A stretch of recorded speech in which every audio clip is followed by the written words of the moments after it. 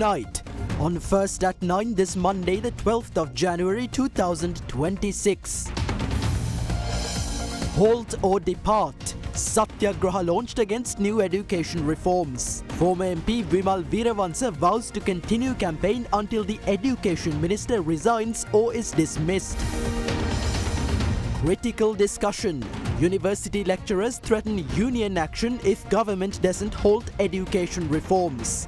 President to meet education professionals tomorrow as the controversy reaches flashpoint. Under investigation. SJB's Prasad Sirivardhana summoned to CID over comments on education reforms. Deal on track. Chinese Foreign Minister visits Sri Lanka. Sinopec Hambantota refinery deal to be finalised within the first quarter, says Minister Herath. Kalin baby soap rupial 90කට. Kalin baby podi හැමෝටමයි. From Derana, this is Derana First at 9. Live from Studio 24 in Colombo. Good evening and welcome to First at 9 on Sri Lanka's premium news provider, Derana News Channel. I'm Tarindu Mahendra, joining you live with the latest in Sri Lanka and around the world. We begin with your top story this evening. A Satyagraha campaign was launched in front of the Education Ministry today in objection to the government's new education reforms. Despite an injunction being issued against the Satyagraha, leader of the National Freedom Front, Vimal Veeravansa, vowed to continue the campaign until the resignation or dismissal of the Education Minister.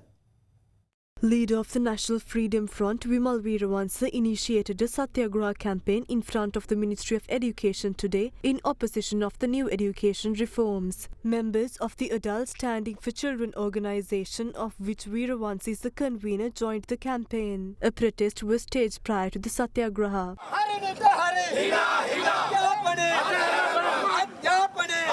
Subsequently, floral tributes were laid at the Dr. C.W.W. Kannangara Memorial in front of the Education Ministry's Isurupaya complex.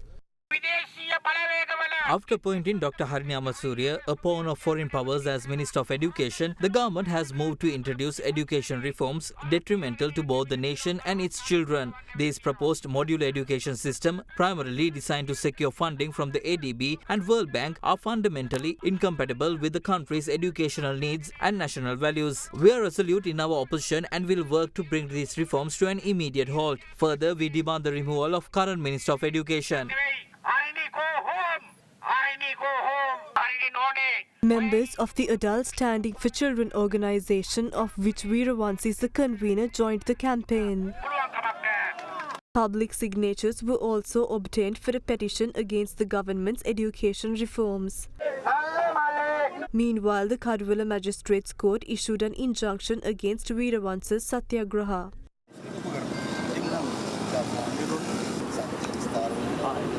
Veeravansa vowed to continue the campaign while respecting all guidelines outlined in the injunction. According to the police, the use of megaphones or sound amplifiers is prohibited. We fully respect and comply with the court's orders. However, we remain committed to continuing this campaign peacefully, ensuring that our views are expressed in a lawful and non-violent manner. ඔබේ සම හඳුනාගෙන ඖෂධීය ශාකසාරමය forever face wash එකක් භාවිතා කරන්න. Meanwhile, the Federation of University Teachers Associations threatens union action if the government does not halt the new education reforms. In this context, the Old Ceylon Teachers Union says the president is scheduled to discuss the issue with several professional education associations tomorrow.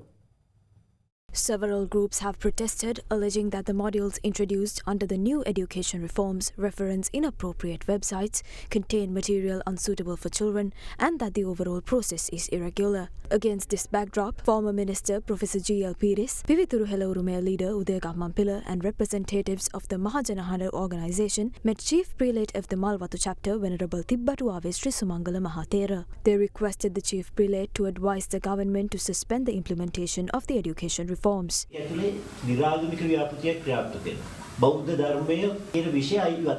The delegation also called on Chief Prelate of the Askiri chapter, Venerable Warakagoda Sri Gnana Ratana Mahathera.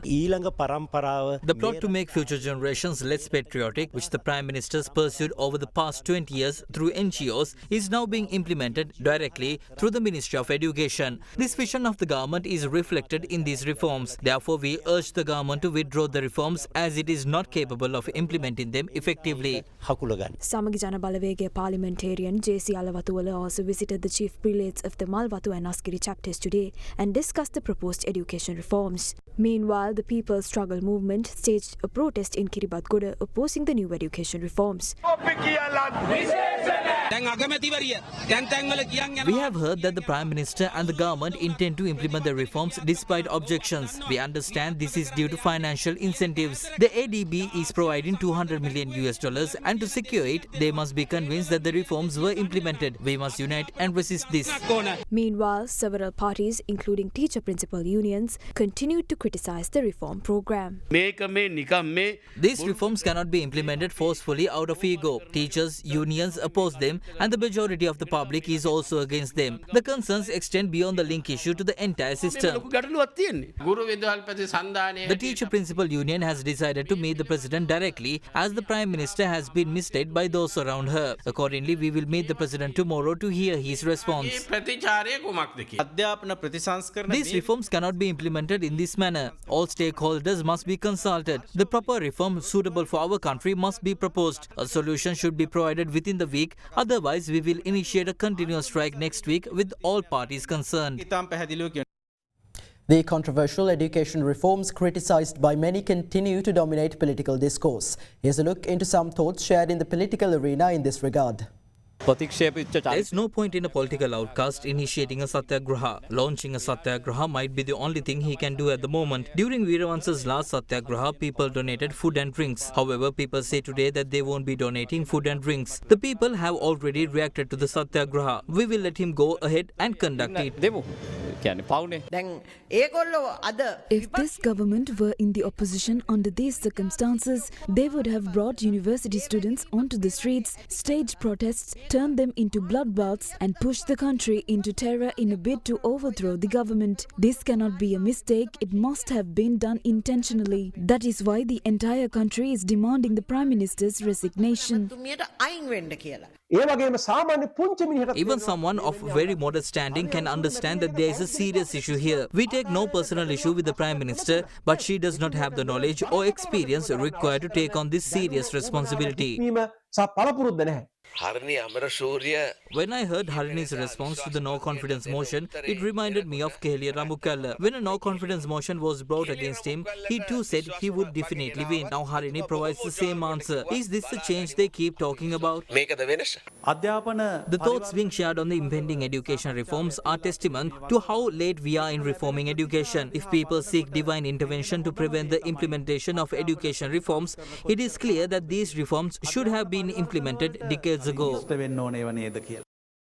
Samagi Jana Balawege parliamentarian Prasad Sirivardhana was summoned to the Criminal Investigation Department today for questioning over a statement he made regarding the education reforms during a television program. Samagi Jana Balawege leader of opposition Sajith Premadasa also arrived at the Criminal Investigation Department alongside MP Sirivardhana. Gampaha District Samagi Jana Balawege parliamentarian Prasad Sirivardhana was summoned to the Criminal Investigation Department this afternoon.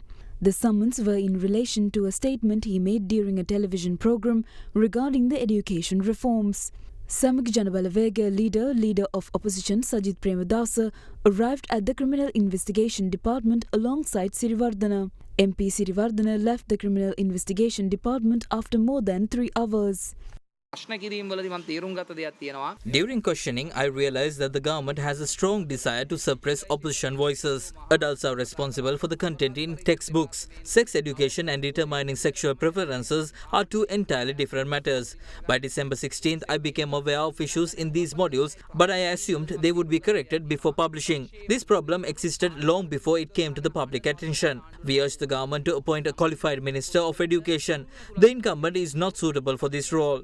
මේ පුද්ගලයා මේ වැඩේට ගැලපෙන්නේ නැහැ. Prasad සිරිවර්ධනකරු මන්ත්‍රීතුමාට Parliamentarian Prasad Siriwardana was not summoned formally. He only received a phone call requesting his presence. We have already commenced this process.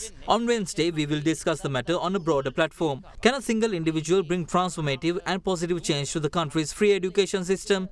No, that is impossible. අර මිහින්තලේ හාමුදුරුවන්ටත් චෝදනා කරා කියලා අධ්‍යාපන ප්‍රතිසංස්කරණ සම්බන්ධව ලාල්කාවේ. When the chief incumbent conferred an honorary title on President Disanayake, no one raised objections. Therefore, the government cannot be displeased when the chief incumbent expressed displeasure over education reforms. සම්මානය ලබා දෙනකොට හොඳ වෙන්නටත් එහෙම වෙන්න බෑනේ. The Buddhist clergy demand an immediate apology from Minister K.D. Lanka over his derogatory remarks towards the chief incumbent of the Mihintale temple. The clergy warns that failure to do so would compel them to pursue legal action against the minister. Minister K.D. Lanka made several controversial remarks during an event in Kurunagala on Saturday, which also saw the attendance of Prime Minister Dr. Harini Amarasuriya. මං හිතන්නේ අධ්‍යාපනයටත් වඩා මාතෘකාව අගමැතිනිය ගැන. අගමැතිනිය මෙහෙමයි, එතුමිය අරමයි. වැඩිපුරම කතා කරන්නේ මං හිතන්නේ ආගමික නායකයෝද කොහෙද? ඒ අය දිහා බැලුවමත් ඒ අයගේ අධ්‍යාපන මට්ටම හොඳට පේනවා. විශේෂයෙන් අර මිහින්තලයේ ඉන්න වනචාරියා. තනිකර කතා කරන්නේ කුණු අරබ. ඔය ආගමික සංස්ථාවල ඉන්නෙම පිරිමි අයනේ වැඩිපුර. මෙතන කාන්තාවක් පිළිබඳ කුහකත්වයකුත් තියෙනවා. The minister's remarks drew sharp criticism from bhikkhu organizations. Mihintale නායක ස්වාමීන් වහන්සේ කළ ප්‍රකාශය It is incumbent upon the government to issue a public apology. We do not regard this statement as one directed solely at the chief incumbent of the Mihintale temple. Rather, it is perceived as an affront to the Buddhist clergy of the entire nation. Accordingly, we seek clarification from the President as to whether such conduct reflects the policies and objectives of the government. Following consultations with the chief prelates, we will initiate appropriate legal action. යන්න බලාපොරොත්තු වෙනවා. කරුණා කරලා අපි ඒ ඇමතිවරයාට කියන්න ඕනේ කරුණා කරලා ඔබගේ ප්‍රකාශය ඉල්ලාස් කරගන්න ඕන කියලා. Meanwhile, diverse views were voiced across political platforms regarding the minister's statement. Lalkantha අමාත්‍යවරයා ප්‍රකාශ කරනවා සංඝරත්නයේට අධ්‍යාපන ප්‍රතිසංස්කරණය ගැන ලොකු ප්‍රශ්නයක් වෙලා කියන. මිහින්තලේ හාමුදුරන්ට අපි දැක්කා වනචාරියා කියලා ආමන්ත්‍රණය කරනවා. ඉතින් ලාල්කාන්ත අමාත්‍යවරයා මෙහෙම ප්‍රකාශ නිකුත් කරන්නේ මොකක් නිසාද කියලා දැනගන්න කැමතියි ඔබතුමාගේ. I believe this question should be directed to the minister himself. It is possible that his remarks were intended to convey a different meaning and therefore he would be best positioned to clarify his own statements. අහනවා නම් තමයි හොඳ. පුද්ගලිකත්වයට විවේචනය නොකර ඔවුන්ගෙන් සිද්ධ වෙන මම හිතන්නේ කර්මයේ විවේචනයක් තමයි ඕනම කෙනෙක් පිළිගන්නේ. ඒක අනුමත කරන්න බෑ කියන තත්ත්වය තුළ මම ඉන්නවා. ඒතර ආණ්ඩුවේ ඉන්නේ කොයි ස්ථාවරයේද? The government must clearly disclose its position on this matter. It is apparent that the government, when facing any crisis, adopts a contradictory and two-faced stance. මේ දෙබිඩිකම පෙන්නන්නේ. මහා සංඝරත්නයට මේ රටේ The Buddhist clergy hold considerable influence within the sphere of education. Any derogatory remarks against them are unacceptable, particularly given their long-standing efforts to safeguard and nurture the education system. A two-thirds majority in parliament holds little value if it is exercised in disregard of political propriety and the nation's cultural and social foundations. තුනෙන් දෙකෙන් කරන්න පුළුවන් දෙයක් නැහැ. In other news, the government has introduced a special program to protect micro businesses operated by rural housewives as well as enterprises generating high foreign exchange earnings. The Department of Development Finance revealed details of the program today. The Finance Ministry's Development Finance Department has prepared a special program to provide financial facilities to uplift the Sri Lanka's micro, small and medium-scale entrepreneurs. The total value of this package is approximately 95 billion rupees. It will be disbursed to SMEs to start their businesses, expand operations and adopt technologies that enhance their activities. Views were also expressed on the government's immediate interest relief and working capital loan scheme for small and medium-scale entrepreneurs affected by Cyclone Ditwa. The government has allocated 10 billion rupees for a special loan facility which was launched in the last week of December. We are now working with private sector banks to provide loans of up to 2.5 million rupees at a 3% interest rate with a repayment period of 3 years and a 6-month moratorium. Meanwhile, the National Credit Guarantee Agency, established last year to support entrepreneurs unable to provide collateral to obtain business loans, has also created opportunities for small and medium-scale entrepreneurs to access assistance. Loans will be provided from a minimum of 500,000 rupees up to 2.5 million rupees. Any businesses capable of generating a return from this funding will be eligible for collateral support. The agreement for the Sinopec oil refinery project in Hambantota is set to be finalized in the first quarter of 2026. This commitment was made during high-level talks between Foreign Minister Vijitha Herath and his Chinese counterpart Wang Yi today. The discussion took place during the Chinese Foreign Minister's brief visit to Sri Lanka. A statement by the Foreign Ministry said discussions also focused on strengthening trade, investment, tourism and development cooperation under the Strategic Cooperative Partnership. Minister Herath thanked China for its support after Cyclone Ditwa and requested further aid for resettlement and infrastructure rebuilding. Minister Wang Yi assured full backing and expressed confidence in Sri Lanka's rapid recovery. Minister Herath also reaffirmed Sri Lanka's commitment to the One China policy and praised China's constructive role in international fora.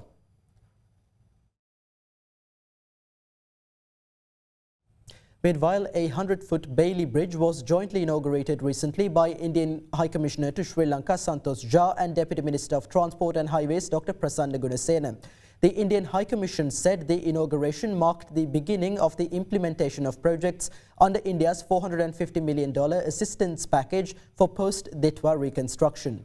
The bridge was installed by the Indian Army's 19th Engineer Regiment on the B492 highway along the Kandy-Ragala Road, restoring a vital land link between the central and Uva provinces. These restoration efforts are being undertaken in close coordination with the Sri Lanka Army and the Road Development Authority. As part of this mission, 4 Bailey Bridge sets with a combined weight of approximately 228 tons were airlifted, along with an engineering task force of 48 Indian Army personnel. The High Commission stated that over 15 additional Bailey Bridges will be assembled over the coming weeks.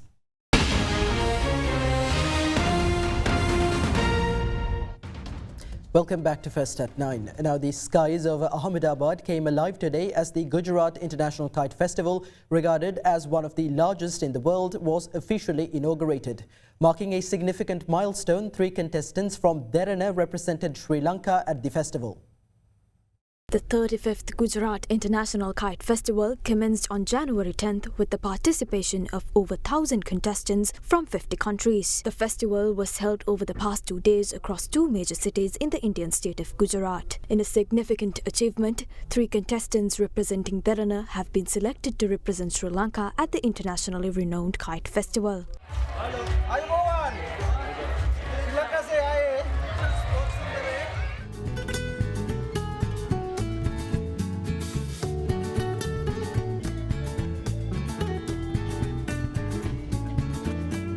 The official inauguration ceremony took place today in Ahmedabad under the patronage of Indian Prime Minister Narendra Modi and German Chancellor Friedrich Merz.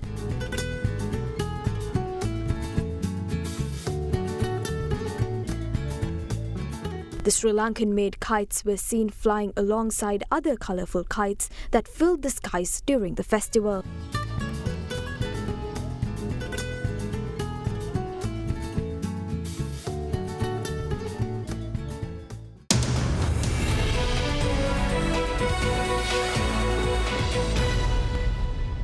$67,762 tourists have arrived in Sri Lanka within the first 8 days of this year.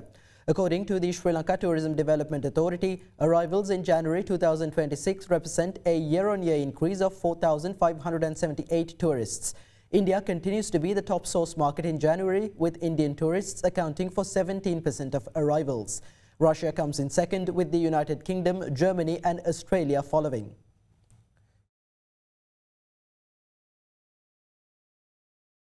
The Colombo bourse closed in negative territory today as a result of price losses in counters such as Colombo Dockyard, Richard Pearce & Company and Hatton National Bank. The benchmark ASPI declined by 0.19% to close at 23,608.51, while the more liquid S&P Sri Lanka 20 decreased by 0.01% to end the day at 6,502.45. Market turnover was 5.2 billion rupees. Foreign participation in market activity remained at subdued levels, with foreigners closing as net sellers, offloading shares worth 276 million rupees. Analyst at Capital Alliance, Dinel Samaratunga joins us now with a few thoughts to round off our Markets in View segment for the week.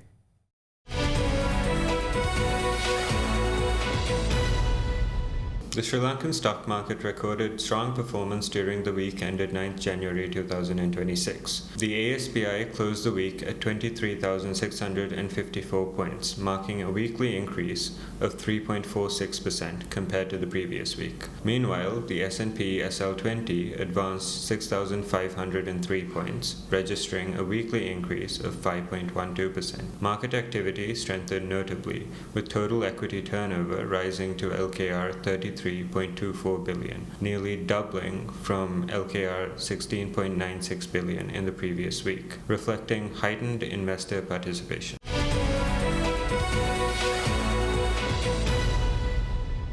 And with that, here's a look at today's foreign exchange rates.